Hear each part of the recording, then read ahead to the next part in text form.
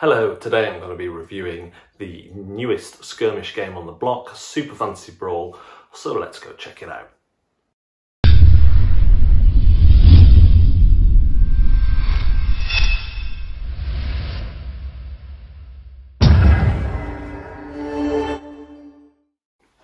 Super Fantasy Brawl might just be my favourite skirmish game. It is a diceless system that uses sets of cards linked to your champions. Before a game, you're going to choose 3 of these champions and take their 6 action cards and their 1 ID card. The ID card's important because it tells you if they have any defence and their health, and if you manage to kill another champion, you flip it over and level up.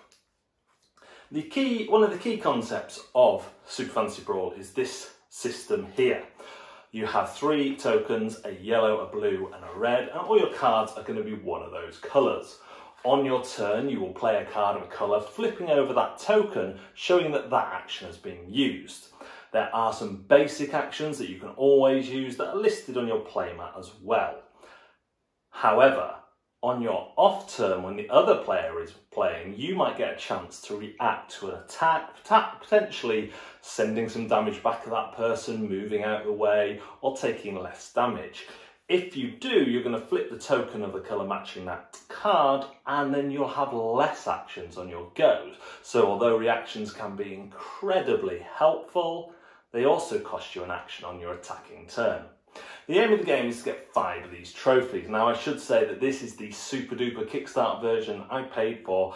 The retail version is all done in cardboard apart from the figures. There aren't any statues in it, although they can be bought separately. But it is also a lot cheaper, so don't worry about that. You're getting a good deal for your money, in my opinion. So the way you get these trophies is by killing champions, which give you 1 trophy, and then by achieving different challenges that will move along this board and be worth different points at the certain points in the game. They are things like have 2 or more champions adjacent to this statue, have a champion in the enemy area, control both areas, but you need to have it at the start of your turn. And this is where some of the genius and strategy and tactics of the game comes in, because you have to set up for that on your turn and then hope that by the end of your next turn that you're still in a position to benefit, by the end of your opponent's turn, you're still in a position to benefit from all your setup. And some of my most memorable moments in Super Fantasy Brawl have been when myself or my opponent have set ourselves up to win and the other player has just pulled out a combo which changes everything.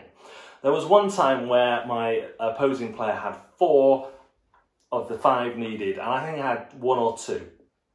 And they had set themselves up to win because they needed to be in 2 trap hexes and have 2 characters leveled up.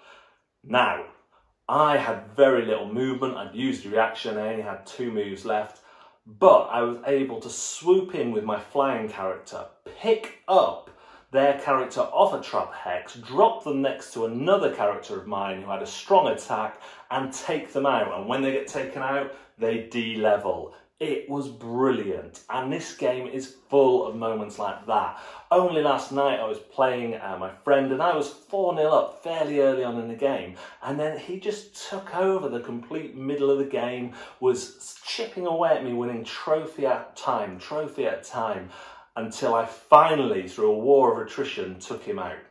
And I say a war of attrition, but each game only takes around 30 minutes. This is one of my favourite skirmish games. This is one of my favourite games, and I'm so glad that I went in on the extras, but they are all visual. They're plastic tokens, neoprene mats. The base game you can get from Zatu, and you're going to be paying, I think it was around 30 to 40 quid for 6 models and everything you need to play. And if you at all like skirmish games, if you like hand management, if you like smashing up different decks to see what the combos you can create, then you're going to find a lot to love in this game. And speaking of combos, the characters are all so different. You have this little dwarf character who has 2 armour, so that makes him a real tank. And he just slowly plods around the battlefield, but his hits can often power up your other teammates.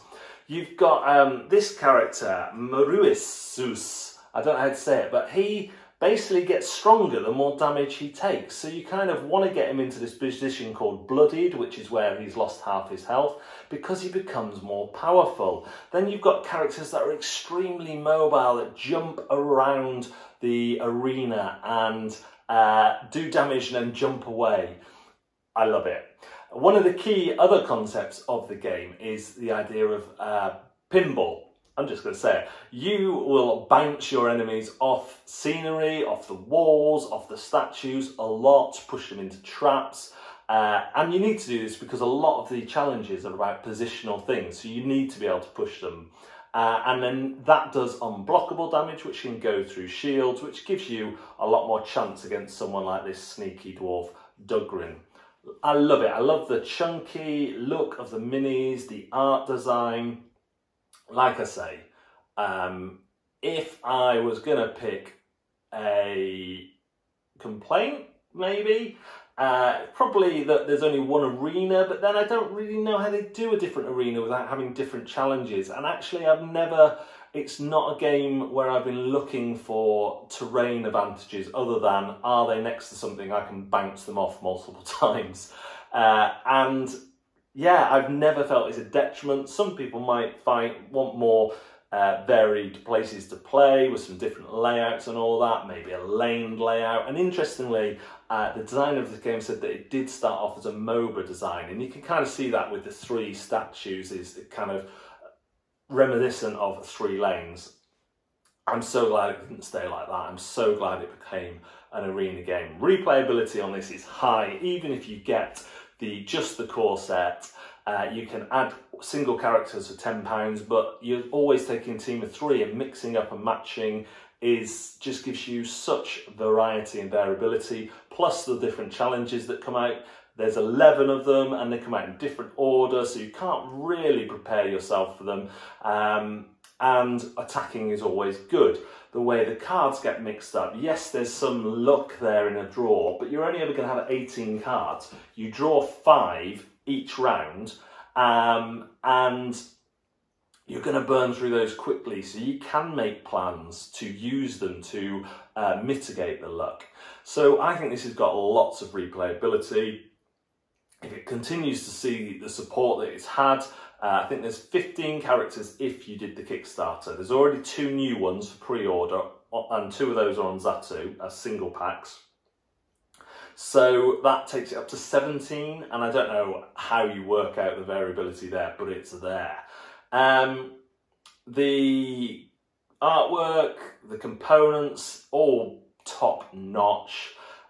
Interaction, it's all there. For me, this is a top tier game, one that you don't have to be into skirmish games to appreciate.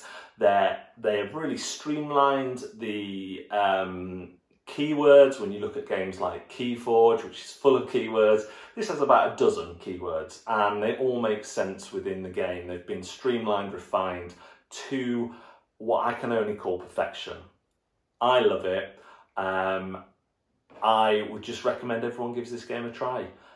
You can do that on Tabletopia too, so you can try before you buy. This, for me, is a real winner. Thank you very much for watching.